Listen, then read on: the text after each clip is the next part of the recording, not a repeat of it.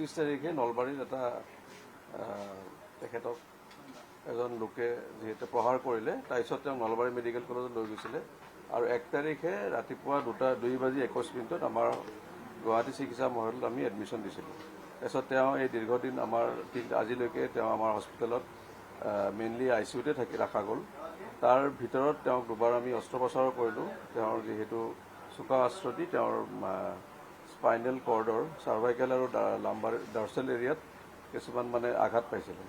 দুবাৰ অস্ত্ৰোপচাৰ কৰিলোঁ। তাৰ মাজত তেওঁ বহুখিনি মাজতে সুস্থ হৈছিলে। আপোনালোকে যেনেকৈ আগতে আহিছিলে গম পালে, আমি ফিজিঅ'থেৰাপিও আৰম্ভ কৰিছিলোঁ। যদিও তেওঁৰ লগত নাৰ্ভ ইঞ্জুৰি আছিলে, সেইকাৰণে ফিজিঅ'থেৰাপিখিনি বেছিকৈ ভালকৈ কৰা গৈছিলে। লাহে লাহে কিন্তু তেওঁৰ অলপমান শৰীৰটো অসুস্থ হ'ল আজি লাষ্ট 7 দিনমানৰ পৰা। আৰু কথাখিনি আমি তেওঁলোকৰ ঘৰৰ মানুহকো ক'লোঁ, পৰিয়ালকো অৱগত কৰা গৈছিলে। আৰু সেই মৰ্মে লাষ্ট আজি 3 দিনৰ পৰা 72 ঘণ্টাৰ পৰা তেওঁৰ শৰীৰটো আৰু অসুস্থ হৈছিলে। সেইকাৰণে আমি ব্লাড প্ৰেছাৰো কমিছিলে, ব্লাড প্ৰেছাৰৰ দৰৱ পাতিও দিয়া গৈছিলে। কিন্তু তেখেতৰ যোৱাকালি আমি তেওঁক ইণ্টিউবেশ্যন কৰিব লগা হ'ল, তাৰমানে ভেণ্টিলেটৰ দিব লগা হ'ল। আৰু দি পেলাই আজি ৰাতিপুৱালৈকে তেওঁৰ শৰীৰটো আৰু অসুস্থ হ'ল। আৰু ৰাতিপুৱা কাৰ্ডিয়েক এৰেষ্ট 2টামান মাৰিলে, আমি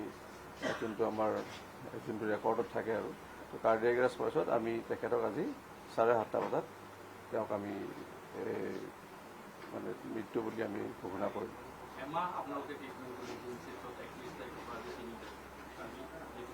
আজি ৰাতিপুৱা হয় নিশ্চিত হয়। যি ঘটনা সংঘটিত কৰিলে মানুহ হিচাপে কি ক'ব বিচাৰোঁ, যিটো ঘটনা সংঘটিত কৰিছে ৰোজ আলী নামৰ এজন যুৱকে চিকিৎসক হিচাপে আমাক কৰিলে। আমাৰ ইয়াতে অহাৰ পিছত আমি এটা স্পেচিয়েল টীম বনাই দিছিলোঁ। আমাৰ তাতে নিউৰ' চাৰ্জাৰী, তাৰপিছত চাৰ্জিকেল টীমটো থাকেই লগত, কাৰণ চাৰ্জাৰী আণ্ডাৰতে এডমিশ্যনটো হয়। চাৰ্জাৰী, নিউৰ' চাৰ্জাৰী, নিউৰ'লজি, চাইকেট্ৰি গোটেইখিনি মিলাই আৰু গেষ্ট্ৰ'ইণ্টেষ্টাইনেল চাৰ্জাৰী, কাৰণ মাজে মাজে তেওঁৰ অলপমান লিভাৰ প্ৰফাইলটো আপ ডাউন হয়, কাৰণ বহুত এণ্টিবায়'টিক পাইছে। আমাৰ যেতিয়া যিমান উচ্চ স্তৰৰ যিমান এণ্টিবায়'টিক আছিল গোটেইখিনি দিয়া গৈছিল। কিন্তু আৰু দুৰ্ভাগ্যক্ৰমে তেখেতক আমি ৰাখিব নোৱাৰিলোঁ। আমাৰ ফালৰ পৰা যিখিনি চেষ্টা কৰিব লগা হৈছিলে গোটেইখিনি কৰা গৈছে। আৰু কিন্তু কিছুমান বস্তু আৰু আমাৰ হাতত নাথাকে। আমি তেওঁৰ পৰিয়ালৰ লগত সদায় এটা সম্বন্ধ ৰাখিছিলোঁ। তেওঁলোকক ইয়াতে আমি স্পেচিয়েলি কেবিনো দি দিছিলোঁ। প্ৰথম দেউতাক আহিছিলে আৰু খুৰাক আহিছিলে। খুৰাকজন তেজপুৰত থাকে। তাৰপিছত আৰু খুৰাকৰ ঘৰত যাব লগা হ'ল, মাক আহিলে, সৰু ভনীয়েকজনী আহিল। এতিয়া আৰু মই ভাবোঁ যেন যাতে দেউতাকে আৰু সৰু ছোৱালীজনীক লগত লৈ আগবাঢ়ি এই যোনটো কাণ্ড হ'ল, যিহেতু সেইটো শেষেই হ'ল, আৰু আগলৈকে তেওঁৰ লগত সৰু ছোৱালীৰ লগত থাকি এই বিষয়ে আৰু বেছিকৈ আৰু কথা পাতিলেও বিশেষ একো লাভ নহ'ব। তাইকে ভালকৈ চোৱা চিতা কৰি তেওঁক যেন ভাল এজন বনাব পাৰে, ভাল পুৰুষ মহিলা, তাকে মই আশা কৰিছোঁ। তেখেতৰ আমি যিহেতু 7:30 বজাত ডিক্লেয়াৰ কৰা গ'ল, তেখেতৰ কথাখিনি আমি নলবাৰীৰ SSP বিবেকানন্দ দাস আৰু নলবাৰীৰ যোনজন সদৰৰ তেওঁলোকৰ SDO ACSৰ তেওঁলোকক আমি গোটেইখিনি কথা আমি জনাই দিছোঁ। তেওঁলোকৰ ফালৰ পৰা OC নলবাৰী আহি আছে, পাবই চাগে আৰু আধা ঘণ্টামানৰ ভিতৰতে। তেতিয়া তেওঁলোকে এটা ইনকুৱেষ্ট কৰে, যোনটো তেওঁলোকৰ কাৰবাই পুলিচৰ, তাৰ মতে ইনকুৱেষ্ট কৰি পেলাই আমি আণ্ডাৰ ভিডিঅ' আমি পষ্টমৰ্টেম কৰিম।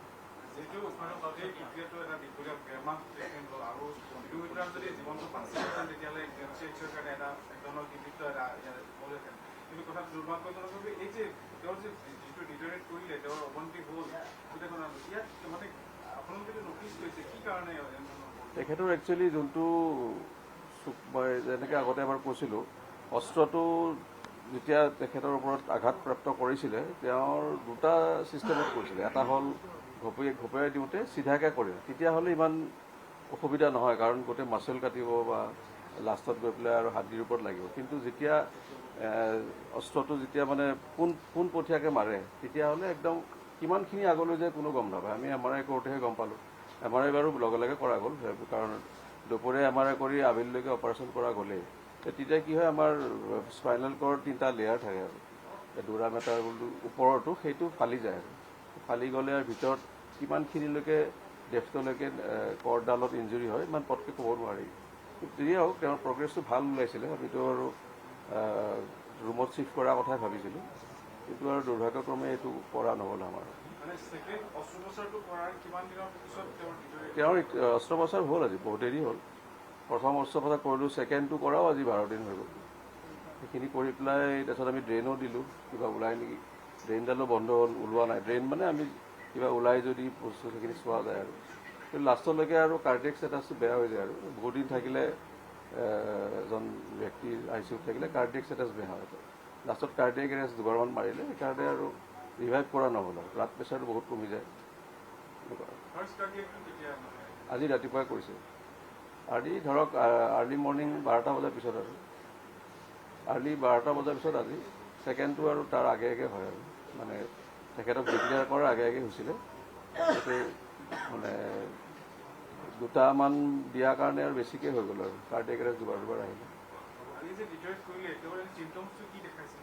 তেখেতে অলপমান কথা বাৰ্তাবিলাক মাজতে তেওঁলোকৰ নলবাৰীৰ পৰা ADCও আহিছিলে যোনে এতিয়া এই তদন্ত কৰি আছে আৰু তেখেতে আহি তেওঁ ষ্টেটমেণ্টো লৈ গ'ল তেওঁ ষ্টেটমেণ্ট দিকে ভালে দিছিলে আজি কিমান আজি 7দিনমান আগতে আহি পেলাই লৈ গৈছে অফিচিয়েলি প্ৰথম দিনা আহোঁতে আমাৰ ইয়াতে ভিডিঅ'তে ষ্টেটমেণ্ট দিছে আকৌ নলবাৰীৰ পৰাও আহিও লৈছে নলবাৰীৰ পৰা পুলিচো আহি পেলাই লৈছে এইবিলাক চব তেওঁ যিখিনি মানে ষ্টেটমেণ্ট দিব লগা আছিলে আমি বাৰু ষ্টেটমেণ্টটো চোৱা নাই কিন্তু তেখেতে যোনটো সুধিছিলে তেওঁ গোটেইখিনি আনচাৰ যথাযথ দিছে আৰু তেওঁলোকে সেইখিনি কালেক্ট কৰি লৈ গৈছে